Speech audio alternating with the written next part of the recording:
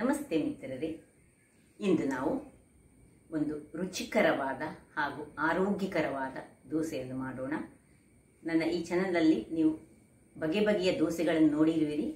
ಇದು ಒಂದು ಬಹಳ ವಿಭಿನ್ನವಾದ ದೋಸೆ. ನಮ್ಮ ತುಳುನಾಡಿನಲ್ಲಿ ಇರುವ GSP ಕಮ್ಯುನಿಟಿಯವರು ಮಾಡುವಂತಹ ಈ ರುಚಿಕರವಾದ ದೋಸೆಯನ್ನು ಹೇಗೆ ಮಾಡುವುದು ಹಾಗೂ ಏನೆಲ್ಲ ಸಾಮಗ್ರಿಗಳು ಬೇಕು ಎಂದು ನೋಡೋಣಲ್ಲವೇ? ವೀಕ್ಷಕರೇ, ಇವತ್ತು ಕ್ಯಾಬೇಜ್ ದೋಸೆ ಮಾಡೋಣ. ಕ್ಯಾಬೇಜ್ ಪ್ಯಾನ್ ಕೇಕ್ಸ್ ಅಂತ ಸಹ ಹೇಳ್ಬೋದು ಇದನ್ನು. ನೋಡಿ, ಇದೊಂದು 2 ಗಂಟೆಗಳ ಕಾಲ ನಾನು 1 ಕಪ್ಪು ಅಕ್ಕಿಯನ್ನು ನೀರಿನಲ್ಲಿ ನೆನೆಸಿಟ್ಟಿದ್ದೇನೆ. ಒಂದು 25 ಗ್ರಾಮ್ಸ್ನಷ್ಟು ಅಂದರೆ 4-5 ಚಮಚದಷ್ಟು ಫ್ರೆಶ್ ತೆಂಗಿನ ತುರಿ. ನೋಡಿ, ಇದು ಕ್ಯಾಬೇಜ್ ದೋಸೆ ಹೇಳಿದ ಮೇಲೆ ಕ್ಯಾಬೇಜ್ ಅನ್ನು ಸಣ್ಣ ಸಣ್ಣದಾಗಿ, ಎಷ್ಟು ನಿಮಗೆ ಸಣ್ಣದು ಮಾಡಲಿಕ್ಕೆ ಆಗ್ತದೆ ಅಷ್ಟು ಸಣ್ಣದಾಗಿ ಹೆಚ್ಚಿಟ್ಕೊಳ್ಬೇಕು ವೀಕ್ಷಕರೇ. ಇನ್ನು ಎಷ್ಟು ಕ್ಯಾಬೇಜ್ ಉಂಟು ನೋಡಿ ಅಷ್ಟೇ. ಒಂದು ನೀರುಳ್ಳಿ, ಫುಲ್ ನೀರುಳ್ಳಿಯನ್ನು ಈಗ ಸಣ್ಣ ಸಣ್ಣದಾಗಿ ನಾನು ಹೆಚ್ಚಿಟ್ಕೊಳ್ತೇನೆ. 2 ಬ್ಯಾಡ್ಗೆ ಮೆಣಸು. ನಿಮಗೆ ಮೆಣಸು ಹೆಚ್ಚು, ಖಾರ ಸ್ವಲ್ಪ ದೋಸೆ ಹೆಚ್ಚು ಬೇಕಿದ್ರೆ ಹೆಚ್ಚು ಹಾಕೊಳ್ಬೋದು, ಅಲ್ಲದಿದ್ರೆ 2 ಸಾಕು. 1 ಗ್ಲಾಸಿಗೆ 2 ಸಾಕಾಗ್ತದೆ.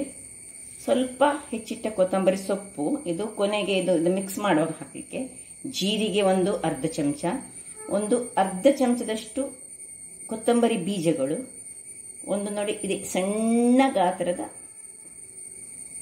ಹುಳಿ ಟ್ಯಾಮ್ರಿನ್. ಸೊ ಈಗ ನೋಡಿ ಹೇಗೆ ಮಾಡುವುದನ್ನು ನೋಡೋಣ ಅಲ್ಲ ವೀಕ್ಷಕರೇ. ನೋಡಿ, ಒಂದು ಮಿಕ್ಸಿ ಜಾರ್ ತೆಗೆದುಕೊಂಡಿದ್ದೇನೆ. ಅದರಲ್ಲಿ 2 ಮೆಣಸು ಮತ್ತು ಈ ಹುಳಿ, ಅರ್ಧ ಚಮಚದಷ್ಟು ಜೀರಾ ಹಾಗೂ ಕೊತ್ತಂಬರಿ ಬೀಜಗಳು ಹಾಕೊಳ್ತಿದ್ದೇನೆ. ಇನ್ನು ತುರಿಗೆ ತೆಂಗಿನಕಾಯಿಯನ್ನು ಸಹ ಹಾಕಿ ತೆಂಗಿನ ತುರಿಯನ್ನು ಹಾಕೊಳ್ಳೋಣ. ಇನ್ನು ಈ ಅಕ್ಕಿ, ನೆನೆಸಿಟ್ಟ ಅಕ್ಕಿಯನ್ನು ಸಹ ಹಾಕಿ ಒಳ್ಳೆ ಗ್ರೈಂಡ್ ಮಾಡ್ಕೊಳ್ಳೋಣ. ನಾನು ಗ್ರೈಂಡ್ ಮಾಡಿ ತರ್ತೇನೆ, ಆಮೇಲೆ ತೋರಿಸ್ತೇನೆ.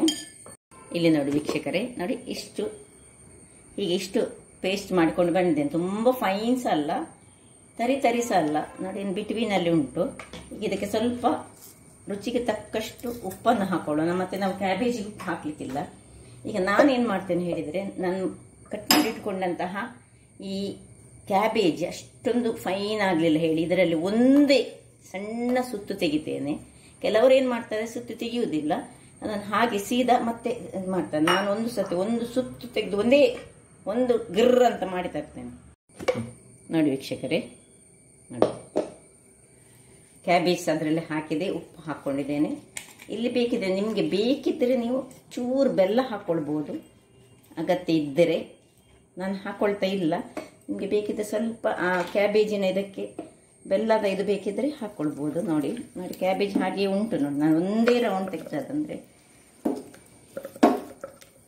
ಸ್ವಲ್ಪ ನಾವು ದೋಸೆ ಹಾಕುವಾಗ ನಮಗೆ ಅದರಲ್ಲಿ ಸೌಟಿಗೆ ಅಡ್ಡ ಬರಬಾರ್ದೆಂಬ ಒಂದೇ ಕಾರಣಕ್ಕೆ ನೋಡಿ ಹೀಗೆ ಇರಬೇಕು. ಈಗ ಇದಕ್ಕೆ ನೀರುಳ್ಳಿ ಸೇರಿಸ್ಲಿಕ್ಕೆ ಉಂಟು. ಇಲ್ಲಿ ಈಗ ನೀರುಳ್ಳಿಯನ್ನು ಸೇರಿಸೋಣ. ಒಳ್ಳೆ ಫೈನಾಗಿ ಚಾಪ್ ಮಾಡಿದಂತಹ ನೀರುಳ್ಳಿ ಆಗಬೇಕು. ಇನ್ನು ಇಲ್ಲಿ ನೋಡಿ ಕೊತ್ತಂಬರಿ ಸೊಪ್ಪು ಚೆನ್ನಾಗಿ ಹೀಗೆ ಕೈಯಲ್ಲಿ ಕಲಡಿಸಿಕೊಳ್ಳೋಣ.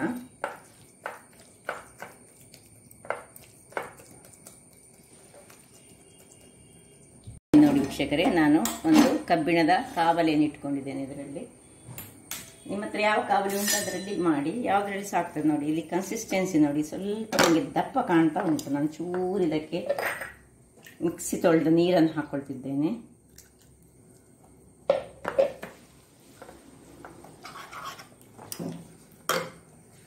ಕೆಲವರಿಗೆ ನಾನು ಸ್ಲೋ ಆಗಿ ನಾನು ಕೆಲವರು ಕನ್ನಡ ಬರದವರು, ಮಲಯಾಳಿಯವರು, ಹಿಂದಿ ಮಾತನಾಡುವವರೆಲ್ಲ ನೋಡ್ತಾರೆ. ಹಾಗೆ ಅವರಿಗೆ ಸ್ವಲ್ಪ ಅರ್ಥ ಆಗಲಿ, ನನ್ನ ಬರೆದ ಕ್ಯಾಪ್ಷನ್ಸ್ ಅನ್ನು ನೋಡಿಕೊಂಡವರು ಮಾಡಲಿ ಎಂಬ ಉದ್ದೇಶದಿಂದ ನಾನು ಸ್ವಲ್ಪ ಸ್ಲೋ ಆಗಿ ಮಾತಾಡ್ತೇನೆ.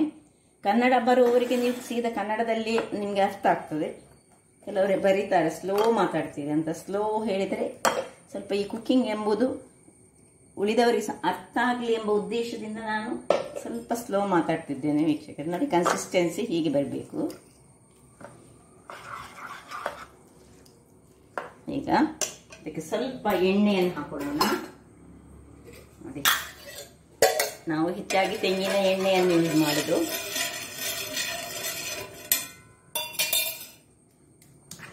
ಒಂದು ಇದನ್ನು ತೆಗೆದುಕೊಂಡು ಎಷ್ಟು ನಿಮಗೆ ಅಗಲ ಸ್ಪ್ರೆಡ್ ಮಾಡಲಿಕ್ಕೆ ಆಗ್ತದೆ ಅಷ್ಟು ಅಗಲ ಸ್ಪ್ರೆಡ್ ಮಾಡಿಕೊಳ್ಳಿ.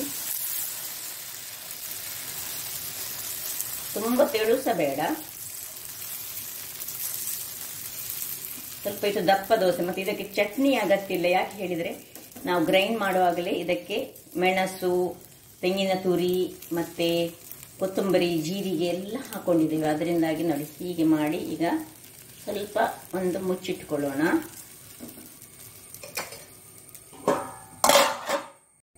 ನೋಡಿ ವೀಕ್ಷಕರೇ, 2 ನಿಮಿಷ ಕಳೆದಿದೆ.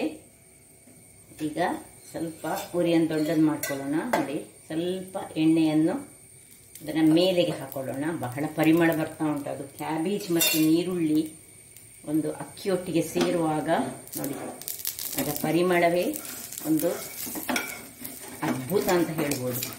ಮತ್ತು ಇದನ್ನು ಈ ಕಬ್ಬಿಣದ ಕಾವಲಿಯಲ್ಲಿ ಮಾಡಿದರೆ ಇನ್ನೂ ಸಹ ಬಹಳ ನೋಡಿ ಹೇಗೆ ಬಂತು ನೋಡಿ.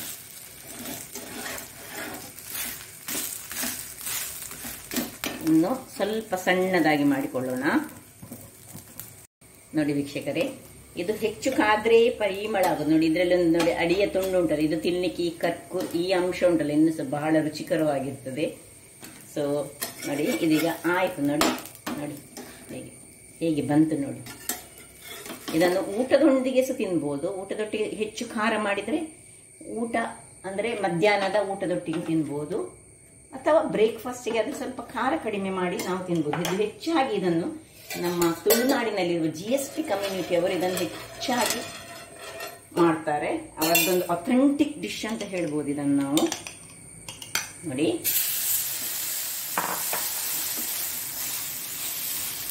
ಈಗ 2ನೇ ದೋಸೆ ಸಹ ನನಗೆ ಹೇಗೆ ನೋಡಿ ಸ್ವಲ್ಪ ಅದಕ್ಕೆ ಏನು ಮಾಡಬೇಕು ಹೇಳಿದರೆ ಕ್ಯಾಬೇಜ್ ಮತ್ತು ನೀರುಳ್ಳಿ ತುಂಬ ಸಣ್ಣದಾಗಿ ಹೆಚ್ಚಿಕೊಳ್ಬೇಕು.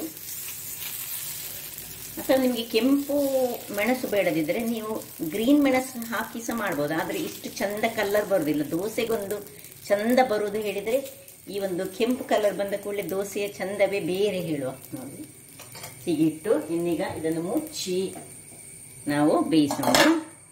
ಇಲ್ಲಿ ನೋಡಿ ಇದು ಒಂದು ದೋಸೆ ಆಗಿದೆ ವೀಕ್ಷಕರೇ. ಹಾಗಾದರೆ ನೋಡಿದ್ರಲ್ಲ ವೀಕ್ಷಕರೇ, ಇದನ್ನು ಹೇಗೆ ತಿನ್ನುವುದು? ಚಟ್ನಿ ನಾವು ಮಾಡುವುದಿಲ್ಲ, ಯಾಕಂತಂದರೆ ಚಟ್ನಿ ಬೇಕಿದ್ದಷ್ಟು ಉಂಟು. ಅದಕ್ಕೋಸ್ಕರ ಬೆಣ್ಣೆಯನ್ನು ಇಟ್ಟುಕೊಂಡು ನಾವು ಈ ದೋಸೆಯನ್ನು ನಾವು ಬಹಳ ಚೆನ್ನಾಗಿ ಸವಿಯಬಹುದು. ಹಾಗಾದರೆ ನನ್ನ ಈ ಕುಕಿಂಗ್ ಚಾನಲ್ ನಿಮಗೆ ಇಷ್ಟ ಆದರೆ ಬೋಳೂರು ಸುವರ್ಣ ಚಾನಲನ್ನು ಲೈಕ್ ಮಾಡಿ, ಶೇರ್ ಮಾಡಿ ಹಾಗೂ ಸಬ್ಸ್ಕ್ರೈಬ್ ಮಾಡಿ. ಹಾಗೂ ನನ್ನ ಇನ್ಸ್ಟಾಗ್ರಾಮ್ ಪೇಜನ್ನು ಫಾಲೋ ಮಾಡಿ. ಧನ್ಯವಾದಗಳು.